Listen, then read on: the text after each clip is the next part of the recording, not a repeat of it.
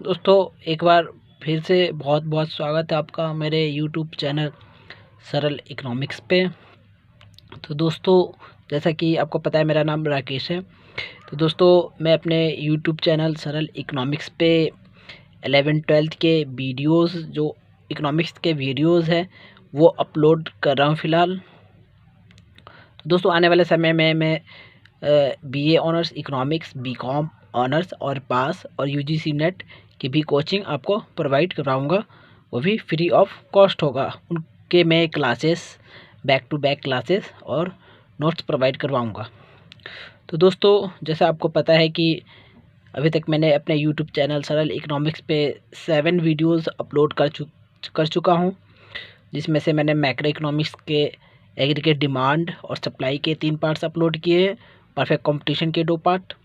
और दोस्तों इसी तरीके से मैं धीरे धीरे सारे चैप्टर कवर करवाता रहूँगा।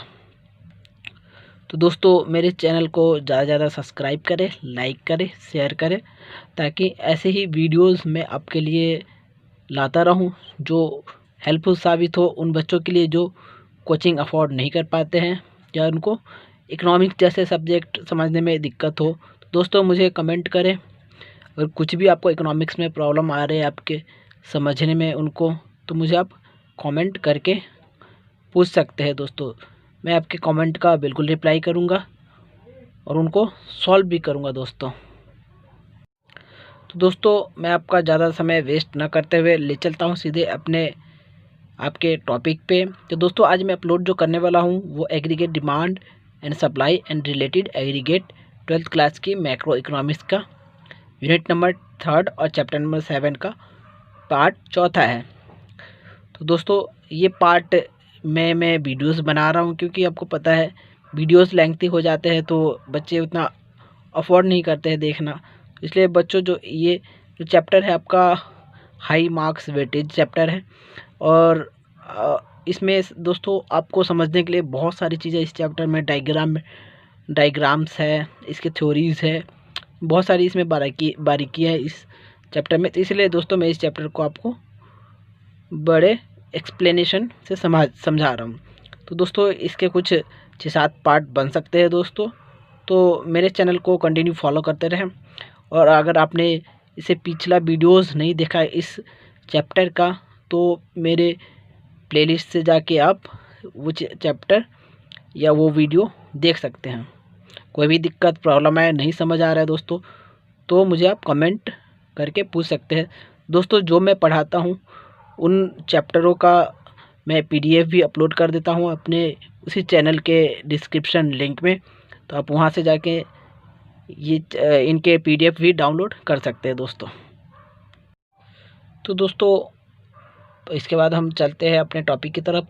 तो है हमारा दोस्तों जो वीडियो 3 जो हमने इससे पहले ख़त्म किया था उससे आगे का ये टॉपिक है। तो इसमें दोस्तों हमें टॉपिक 4 है, ये पढ़ना क्या है इसमें। तो ये दोस्तों हमें प्रोपेंसिटी टू कंज्यूम। तो अगला जो है इसमें प्रोपेंसिटी टू कंज्यूम। तो दोस्तों प्रोपेंसिटी टू कंज्यूम हमें बेसिकली ये एक्सप्लेन करता है कि ये शो कर रहा है कि हमारे डिफरेंट लेवल पे हमारी कंजम्पशन किस हिसाब से रहने वाली है। सपोज आज मेरा इनकम 1 रुपये है, मैं अपने 1 रुपये का 50 पैसे अपने कंजम्पशन पे खर्च करता हूँ। आने वाले कुछ दिनों में मेरा इनकम 2 रुपये हो जाएगा, 10 रुपये हो जाएगा। तो मैं किस हिसाब से अपने बढ़े हुए इनकम का जो रेशो है वो किस हिसाब से अपने कंजम्पशन पे कंज्यूम करता हूँ, किस प्रपोर्शन में मैं उनको कंज्यूम करूँगा और किस प्रपोर्शन में मैं उनको सेव करूँगा। जैसे जैसे मेरी इनकम बढ़ती जाएगी वैसे वैसे मेरे जो कंजम्पशन है वो भी बढ़ेंगे, लेकिन वो एक प्रपोर्शन में ही बढ़ेंगे, ना कि जो भी हमारी बढ़ी हुई इनकम है हम सब कंजम्पशन पे लगा देंगे, ऐसा नहीं है। हम बढ़े हुए इनकम का कुछ प्रपोर्शन ही अपने कंजम्पशन के लिए यूज़ करते हैं, तो उनको क्या कहते हैं हम, प्रोपेंसिटी टू कंज्यूम।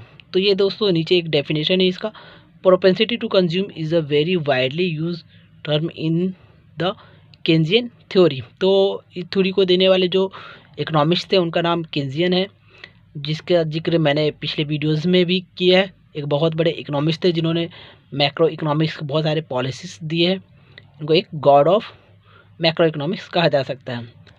तो it refer to the schedule which show level of consumption at different level of income in an economy. तो डिफरेंट डिफरेंट लेवल पे जो हमारी कंजम्पशन बढ़ती है घटती है, तो क्या उस इंडिकेटर को क्या प्रोपेंसिटी टू कंज्यूम कहते हैं हम।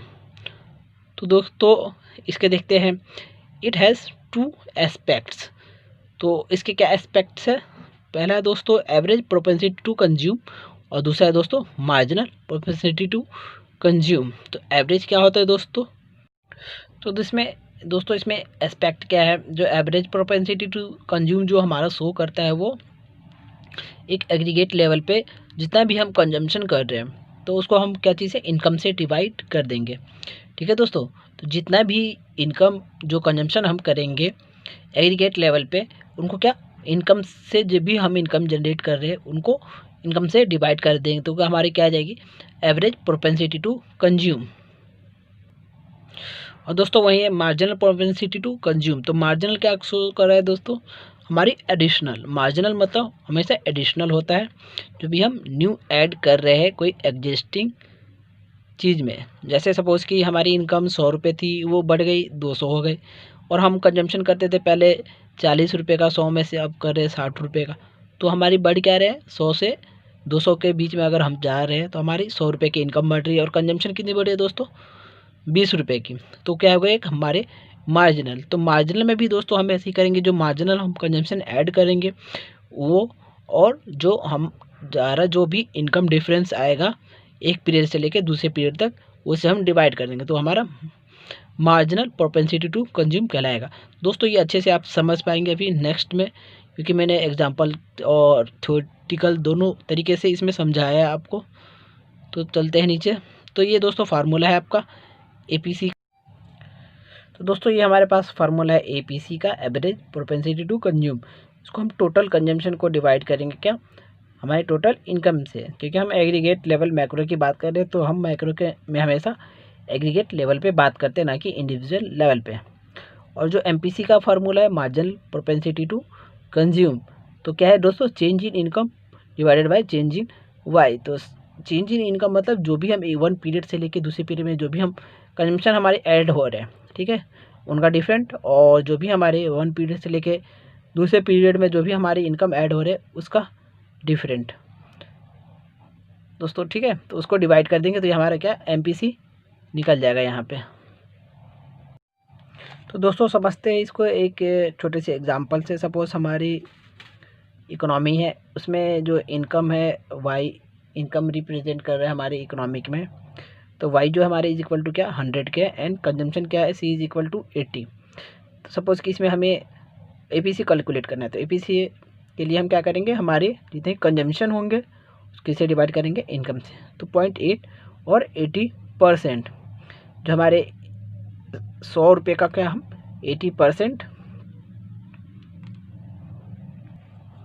80% क्या हम कंजम्पशन कर रहे हैं, और 20% क्या हम सेव करेंगे। तो ये होता है एवरेज प्रोपेंसिटी टू कंज्यूम। तो एक और यहाँ टेबल मैंने ड्रॉ किया है, उससे आप देख सकते हैं। सपोज हमारी इनकम 100 रुपीज़ है, कंजम्पशन हमने 80 का किया, तो हमारी एपीसी क्या हो जाएंगी कंजम्पशन डिवाइडेड बाय इनकम। तो 0.8 का, और ये और या तो 80%। ठीक है दोस्तों, सपोज हमारी इनकम इकोनॉमी की इनकम हो गई 200 में हमने क्या कितना कंजम्पशन कर लिया 120 का, तब हमारी एपीसी क्या हुई एवरेज प्रोपेंसिटी टू कंज्यूम क्या हो गया हमें दोस्तों consumption divided bye income, total income. तो 0.6 मतलब 60% या तो 0.6% जो हमारे टोटल इनकम का हम कंज्यूम कर रहे हैं। तो दोस्तों हम देख रहे हैं हमारी इनकम थी, हमारा क्या एपीसी ज़्यादा था, और हमारी इनकम कम थी तो हमारे एपीसी ज़्यादा था। और जैसे जैसे हमारी इनकम बढ़ती गई तो हमने क्या एपीसी कम करना शुरू कर दिया। तो ये दोस्तों ऐसे ही है, जैसे जैसे हमारे इनकम बढ़ेंगे उस हिसाब से हमारी एवरेज प्रोपेंसिटी टू कंज्यूम कम होते चले जाएंगे। क्योंकि दोस्तों इसके पीछे एक लॉजिक है, वो मैं आपको आने वाले चैप्टरों में समझाऊंगा, या आने वाले टॉपिक्स में अच्छे से एक्सप्लेन करूंगा दोस्तों। तो समझते हैं दोस्तों, एक डायग्राम की हेल्प से हम एपीसी को ड्रॉ करते हैं। तो दोस्तों फिगर नंबर 5 है ये। वाई एक्सिस पे हम किसको लेते हैं कंजम्पशन को लेते हैं, और एक्स एक्सिस पे हम इनकम को लेते हैं दोस्तों। तो जो हमारे इनकम कहाँ से 50, 100, 200 से स्टार्ट हो रहा है, और जो हमारी कंजम्पशन है 40, 80, 120 और 160 जीरो से लेके हमने ड्रॉ किया है। तो जो कंजम्पशन लाइन है दोस्तों, हमें पता है कि कंजम्पशन लाइन हमारा इनकम जीरो हो या इनकम बहुत सारा हो, इनकम नेगेटिव हो या पॉजिटिव हो, फिर भी हम क्या कंजम्पशन तो करते ही है। तो कंजम्पशन को हम जीरो से स्टार्ट नहीं कर सकते, कंजम्पशन हमारा कुछ ना कुछ होगा ही। तो वो डिपेंड करता है हमारी जैसे जैसे इनकम बढ़ेगी वैसे वैसे क्या कंजम्पशन हमारी बढ़ती चली जाती है। ठीक है दोस्तों, तो ये पॉइंट इसीलिए ये लाइन यहाँ से स्टार्ट होगा हमेशा, ना कि ओरिजिन से, जीरो से कभी स्टार्ट नहीं होगा। ठीक है दोस्तों, तो देखिए दोस्तों यहाँ पे जो था 100 रुपये के इनकम पे जो था 80 रुपये हम कंज्यूम कर रहे थे, तो हमारा एपीसी क्या था दोस्तों, यहाँ इनकम 100 है, कंजम्पशन क्या है 80 है। जब इनकम 200 हुआ तो कंजम्पशन क्या 120 हो गया। तो इस दोनों पॉइंट को हम इस पॉइंट से वाई एक्सिस के पॉइंट और ये ए बी पॉइंट को मिलाएंगे, क्या दोस्तों हमारा एक एपीसी लाइन ड्रॉ हो जाएगा दोस्तों। ठीक है दोस्तों, ये हमारा एपीसी लाइन है। तो दोस्तों इसके बाद हमारा मार्जिनल प्रोपेंसिटी टू कंज्यूम। दोस्तों मैंने पीछे ही बताया था डेफिनेशन में आपको, मार्जिनल क्या होता है, एक चेंजेस एक पीरियड से लेकर दूसरे पीरियड में जो भी हमारे इनकम और कंजम्पशन में जो भी हम चेंज करेंगे वो क्या होते हैं मार्जिनल। जितना भी मार्जिनल मतलब वैल्यू ऐड करना, जितना भी हमने न्यू वैल्यू ऐड किया है उसके ऐड होने से हमारे कंजम्पशन पे क्या डिफरेंस आया है। तो ये इसका दोस्तों डेफिनेशन जो है, it refer to the ratio between change in consumption and change in income. तो क्या किसका रेशो शो कर रहा है, ये कंजम्पशन डिवाइडेड बाय इनकम, वो भी क्या दोनों का चेंजेस। ठीक है दोस्तों, नीचे एक एग्जांपल दिया हुआ है, जैसे if income of a country increase from ₹100 crore to ₹12 crore. Suppose एक इकोनॉमी है कोई, तो उनका जो इनकम जो है चेंज होता है कहाँ से, 1000 करोड़ से बढ़ के 1200 करोड़ हो जाता है। And consumption expenditure increase from ₹800 crore to 900 crore. तो दोस्तों कंजम्पशन में भी हम देख रहे हैं कि जो हमारा कंजम्पशन पहले था 800 से बढ़ के 900 करोड़ हो गया है। तो इसमें दोस्तों क्या अब इनमें हम डिफरेंस निकालेंगे, हमारी कितने वैल्यू ऐड हुई है। It means the that change in income by ₹200 has cause change in consumption expenditure by ₹100 crore. तो जब हमारी इनकम जो है 200 करोड़ से चेंज हो रही है, ₹200 करोड़ से चेंज हो रही है, तो हमारी कंजम्पशन में कितने चेंज आ रहे हैं 100, हमारी कंजम्पशन में क्या 100 करोड़ चेंजेस आ रहे हैं हमारे कंजम्पशन में। तो इतने में का हमने कंजम्पशन चेंज किया है। तो दोस्तों यहाँ इक्वेशन के हिसाब से समझते हैं। रेशो में अगर हम देखते हैं तो रेशो हमारे पास जो है रेशो ऑफ एमपीसी चेंज हमारे में कितने हुए, कंजम्पशन में हमने पहले हमारा कंजम्पशन 800 करोड़ का था, और जब हमारी इनकम बढ़ी तो हम 900 करोड़ का कंजम्पशन किए। तो चेंजेस क्या आ गया दोस्तों 900 माइनस 800, तो 100 का हमारा चेंजेस आया, तो 100 ऊपर रखेंगे हम। और इनकम में क्या चेंजेस था दोस्तों, पहले हमारा 1000 करोड़ था, उसके बाद हमने 1200 करोड़ इनकम हो गए, तो 12 करोड़ माइनस 1000 करोड़, तो दोनों का डिफरेंस क्या आएगा दोस्तों 200 को डिवाइड करेंगे तो दोस्तों हमारे पास 0.5 और 50%। तो ये क्या दोस्तों हमारा एमपीसी है मार्जिनल मतलब जो भी हमारा इनकम इंक्रीज हुआ उसका हमने कितना परसेंट कंज्यूम किया अपने एडिशनल कंजम्पशन में। तो दोस्तों ये क्या है मार्जिनल, दोस्तों क्या है हमारा मार्जिनल कंजम्पशन। तो एमपीसी का ये जो डेफिनेशन है change in consumption divided by change in income, और शॉर्ट फॉर्म में हम इसको लिखते हैं change in consumption divided by change इन। तो दोस्तों इसको एक टेबल के से समझते हैं हम। हमारी इनकम 100 थी तो हमारा कंजम्पशन 80 था।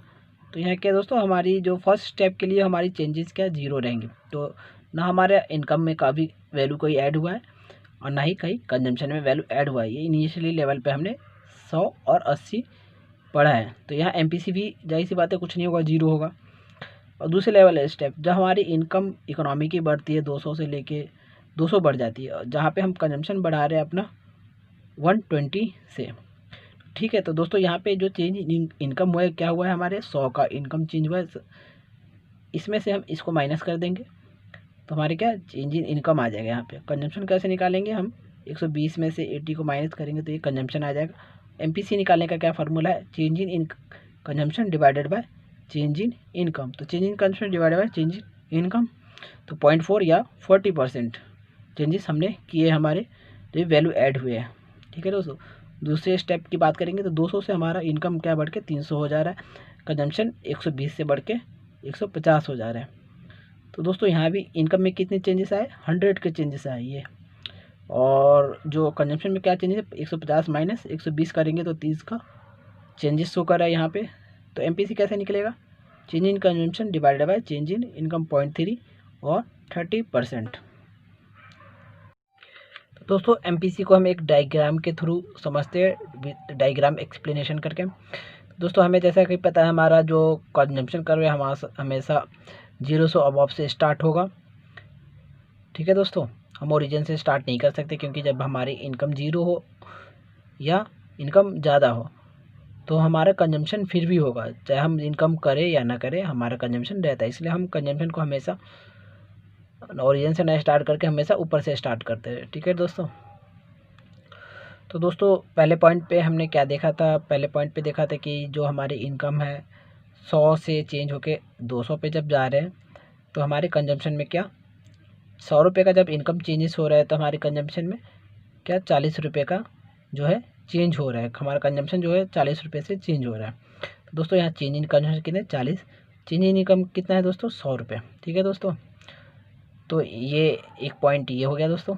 बी पॉइंट के लिए हमने जब हमारी इनकम 200 से 300 हो रहा था दोस्तों, तो हमारा यहाँ इनकम जो है 100 यहाँ भी चेंज हो रहा था, और कंजम्पशन जो है दोस्तों कहाँ से चेंज हो रहा था 80 से, हमारा 120 से कहाँ जा रहा था 150 पे जा रहा था, कंजम्पशन 30 से चेंज हो रहा था।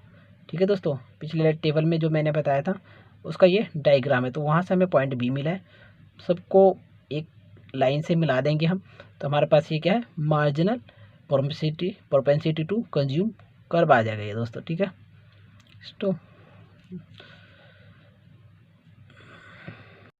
तो जैसे दोस्तों देख रहे डायग्राम के नीचे हमारे पास एक लाइन लिखा हुआ है propensity to consume is greater than 0 and less than 1।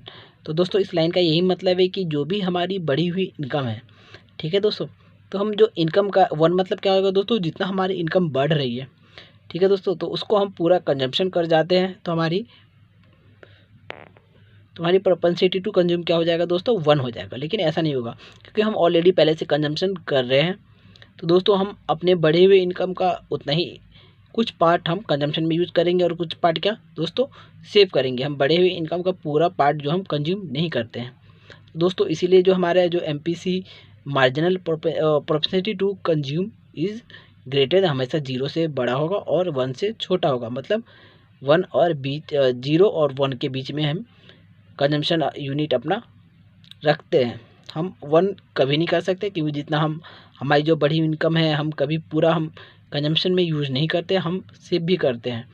ठीक है दोस्तों, और 0 इसलिए नहीं रखते सकते क्योंकि जैसे जैसे हमारी लाइफ स्टाइल अच्छी होती जाएगी, जैसे जैसे हमारी इनकम बढ़ती जाएगी, वैसे वैसे हमारे क्या है दोस्तों कंजम्पशन लेवल भी बढ़ता जाएगा। हम एक गिफन से नॉर्मल से लग्जरियस लाइफ की ओर बढ़ेंगे। तो इसीलिए दोस्तों हमारा कंजम्पशन भी 0 नहीं हो सकता है।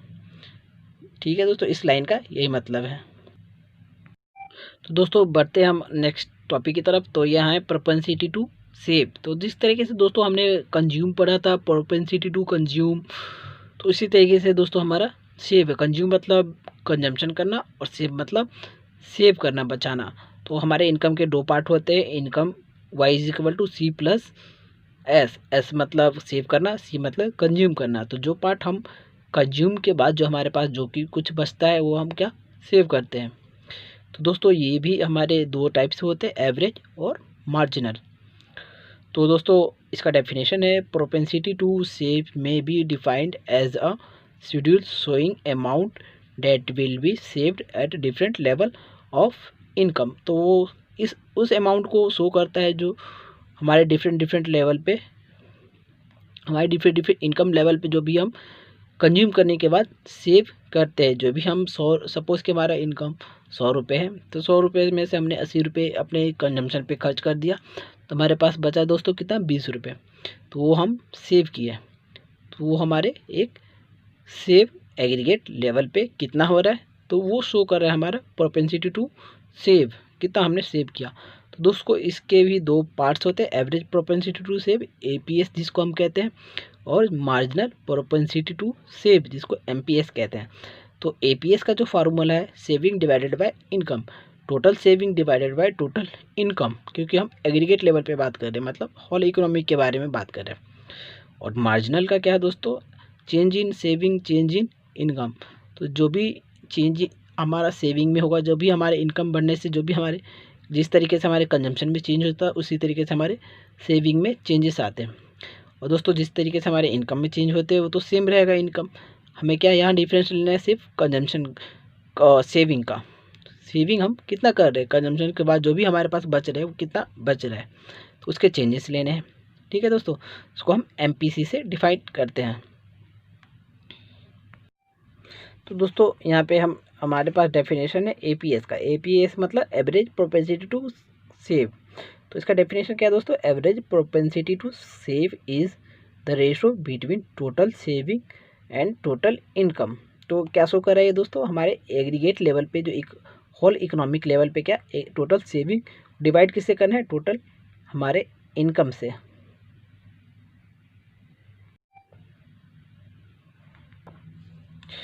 तो दोस्तों ये हमारा इसका उसके बाद है दोस्तों at a given level of income and employment in the economic. तो जो भी हमारे उस समय जो भी हमारा इनकम जो जनरेट हो रहा है इकोनॉमिक में, एट अ जो भी गिवन लेवल इकोनॉमिक में हमारे इनकम और एम्प्लॉयमेंट है उस लेवल पे हम क्या सेविंग को उस रेट पे जो भी हमारे उस समय तक जो भी एम्प्लॉयमेंट इनकम इकोनॉमिक में है और जो भी इकोनॉमी में इनकम जनरेट हो रहा है, ठीक है दोस्तों, एट अ पर्टिकुलर पीरियड पे। ठीक है दोस्तों, सपोज 1 ईयर का हम लेते हैं तो 1 ईयर के पर्टिकुलर पीरियड पे इनकम सपोज हमारे पास 100 है, सेविंग है 40, तो APS जो हमारे पास क्या आएगा दोस्तों, और सेविंग हम 40 रुपीज़ कर रहे हैं, मतलब 100 में से अगर 40 रुपये हम बचा रहे हैं तो 60 रुपये हम एक्सपेंस कर रहे हैं, मतलब कंज्यूम कर रहे हैं, एक्सपेंड कर रहे हैं, मतलब कंज्यूम कर रहे हैं उस 60 रुपये को। तो हमारे पास APS इसका क्या आ जाएगा दोस्तों, 40 डिवाइडेड बाय 100.4 और 40% हम इनकम क्या कर रहे हैं, सेव कर रहे हैं। तो दोस्तों एक टेबल से हम समझते हैं यहाँ पे। तो दोस्तों जैसा कि हम देख रहे हैं हमारा इनकम 100 रुपये है, तो सेव हम कितना कर रहे हैं 20 रुपीज़, जिसका हमारे पास APS क्या आ जाएगा 20 डिवाइडेड बाय 100.2 या 20% हम सेव कर रहे हैं। हम हमारी इनकम हो गई 200 की, तो हम कितना सेव कर रहे हैं, 80 रुपये सेव कर रहे हैं, मतलब हम 120 रुपये अभी भी खर्च कर दे रहे हैं, कंज्यूम कर रहे हैं। ठीक है दोस्तों, हमारा APC इस केस में क्या होगा दोस्तों, 80 डिवाइडेड बाय 200.4 या 40% हम क्या करें, सेव कर रहे हैं अपने। तो इस तरीके से हम इसी टेबल को यूज़ करते हैं, हम अपने जो सेविंग कर पे उसको ड्रॉ करते हैं। दोस्तों जैसा देख रहे हैं APS का है, APS average propensity to consume का।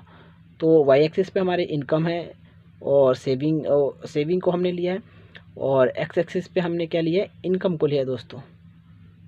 तो ये दोस्तों जो ये स्ट्रेट लाइन क्या है हमारे पास सेविंग कर्व को शो कर रहे हैं। तो दोस्तों देखते हैं स्ट्रेट लाइन यहाँ पे नेगेटिव से स्टार्ट हो रहा है, -10 से। तो नेगेटिव होने का दोस्तों रीज़न ये है हमारे पास, हम जैसे देखते हैं कि जो कंजम्पशन कर्व हम ड्रॉ करते हैं तो हमारा कंजम्पशन कर्व कहाँ ओरिजिन से ऊपर स्टार्ट होता है, सपोज 20 से स्टार्ट हो रहा है या इसके नीचे 10 होगा, 10 से स्टार्ट हो रहा है। तो उस कंडीशन में हमारी क्या दोस्तों इनकम तो 0 रहती है, फिर भी हम क्या करें, कंज्यूम कर रहे हैं। उसमें दोस्तों कंडीशन में क्या होता है कि हम वो इनकम बोरो करते हैं कहीं से, या हम किसी पर डिपेंडेंट रहते हैं। ठीक है दोस्तों, या तो हम बोरो करते हैं कुछ सीजन के लिए, तो उस समय हमारी क्या सेविंग नेगेटिव रहेगी। तो इसलिए हमने कर्व ये सेविंग कर्व हमेशा नेगेटिव से स्टार्ट होता है।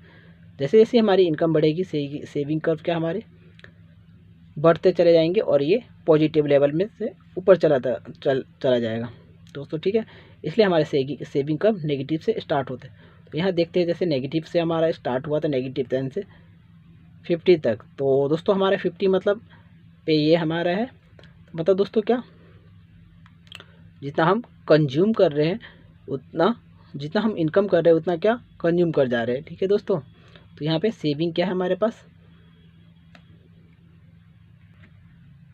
दोस्तों, हमारे पास तो हम क्या कंज्यूम कर इस पॉइंट पे 50 पे हम जितना इनकम करें उतना क्या कंज्यूम कर जा रहे हैं, इसलिए हमारे पास सेविंग क्या है, सेविंग कर पे हमारे पास 0 है। जैसे जैसे हमारी हम सेविंग करके ऊपर की ओर जाएंगे, वैसे क्या हमारी इनकम में ग्रोथ हो रहा है। इनकम में ग्रोथ हो रहा है जिसके कारण क्या हम कुछ ही प्रपोर्शन जो अपने बढ़ती हुई इनकम का क्या सेव कर कंज्यूम कर रहे हैं, और जो हम मैक्सिमम क्या सेव कर रहे हैं अपने। जैसे यहाँ पे हम टेबल में देखे थे, हमारी जब इनकम 100 रुपये थी तो हमने 20 रुपये का जो है सेव किया था और 80 रुपये कंज्यूम कर गए थे। और जब हमारी इनकम 200 हो गई तो हम 80 रुपये सेव कर रहे हैं और 120 रुपये कंज्यूम कर रहे हैं। ठीक है दोस्तों। तो दोस्तों पहले पॉइंट से हमें पॉइंट 2 का जो APS हमारा है, दूसरे पॉइंट पे हमारे 0.4 मतलब 20% 40%, ए बी पॉइंट को हम मैच करेंगे दोस्तों ये एस पॉइंट से, तो हमारे पास ये एक सेविंग कर्व ड्रॉ हो जाएगा। ठीक है दोस्तों। अगर इसमें कुछ ना समझ आए तो मुझे कमेंट बॉक्स में टाइप करके पूछ सकते हैं दोस्तों। बहुत अच्छा कॉन्सेप्ट है ये सेविंग कर्व का, जो हमें कहाँ से नेगेटिव से हमेशा स्टार्ट होता है। ठीक है दोस्तों।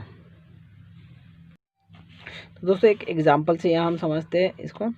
जैसे हमारे पास नेशनल हम मैक्रो लेवल पे बात करें, डिस्पोजेबल जो भी हमारे खर्चे के लिए जो भी हमारे इनकम होते हैं, disposable after deduction all taxes, जो भी हमारे पास इनकम बचेंगे क्या डिस्पोजेबल हमारे पास होंगे, जिसको हम किसी गुड्स और सर्विस को खरीदने में यूज़ कर सकते हैं। जो हमारे पास इनकम होता है सारे डिडक्शन के बाद जो हमारे पास इनकम बचते हैं।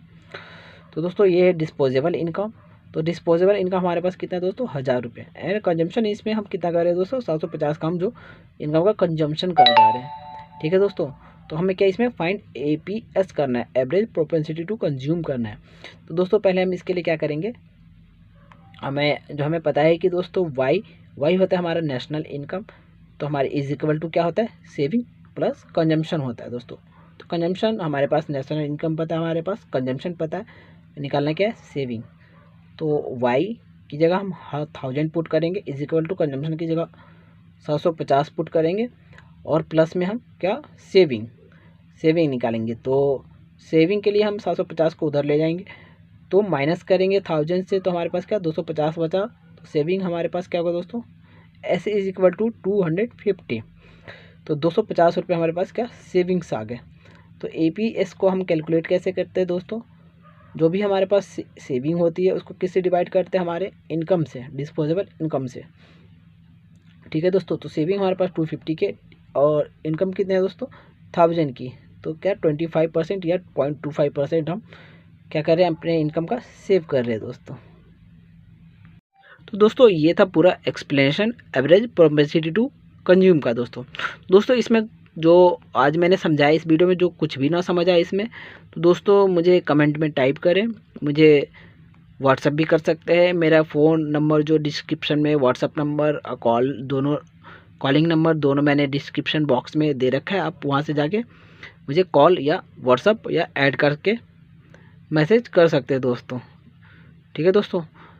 जो मैंने आज समझाया दोस्तों इसमें से अगर कुछ ना समझ में आए तो मुझे कमेंट कर सकते हैं दोस्तों, व्हाट्सअप भी कर सकते हैं और कॉल भी। तो दोस्तों आज के लिए बस इस वीडियो में इतना ही दोस्तों। मैं ये जो भी है आज के जो PDF जो आज मैंने पढ़ाया है, इनके PDF आपको डिस्क्रिप्शन बॉक्स में प्रोवाइड करवा दूंगा, आप वहाँ से जाके सीधे डाउनलोड कर सकते हैं दोस्तों ज़्यादा से ज़्यादा मेरी वीडियो को सब्सक्राइब करें, लाइक करें, ताकि ऐसी ही वीडियोस मैं आपके लिए लाता रहूं। दोस्तों मैं आपका जो भी 11th-12th का जो भी इकोनॉमिक्स का सिलेबस है वो मैं जनवरी तक आपका कंप्लीट करवा दूंगा दोस्तों। तो दोस्तों जैसे आपको पता है कि मैं BA honours economics, BCom honours pass और UGC नेट के इकोनॉमिक्स की भी कोचिंग बहुत जल्दी फ्री में प्रोवाइड करवाऊँगा दोस्तों। तो दोस्तों आज के लिए बस इतना ही। आपका कीमती समय देने के लिए बहुत बहुत धन्यवाद।